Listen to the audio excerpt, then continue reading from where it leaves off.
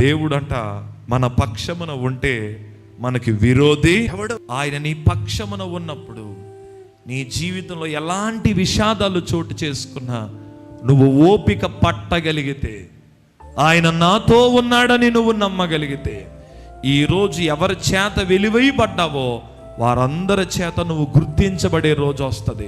నీ వాల్యూ ఈరోజు ఎవరికి అర్థం కావట్లేదో, నీ విలువ ఎవరికి అర్థం కావట్లేదో, నిన్ను ఎవరైతే కుక్కలాగా చూస్తున్నారో, నిన్ను ఎవరైతే ఈడే ఉందలే ఈవే ఉందలే ఏళ్ళ బతికెంతలే అని ఎవరైతే నీ గురించి తగ్గించి మాట్లాడుతున్నారో వాళ్ళ ఎదుట దేవుడు నిన్ను తల ఎత్తుకునేలా నిలబెడతాడు.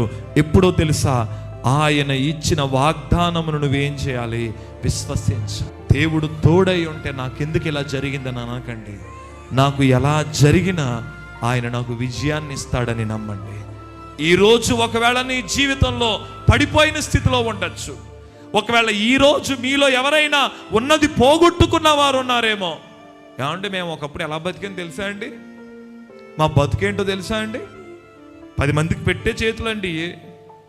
10 మంది దగ్గర చేయి చాపే చేతులు కాదండి మా చేతులు. మేము 4గురికి పెట్టేవాళ్ళం అండి. ఈరోజు ఏంటండి చేయి చాపే పరిస్థితులు? నమ్ముతున్నారా? దేవుడు మరలా ఆ స్థితిని ఇవ్వగలడు. అలా ఇచ్చినటువంటి భక్తులు ఈ లేఖనాల్లో 100 మంది ఉన్నారండి. కొంచెం టైం పడుతుంది. దేవుడు ఖచ్చితంగా పోరాటాల నుండి దేవుడు విజయాన్ని ఇస్తాడు.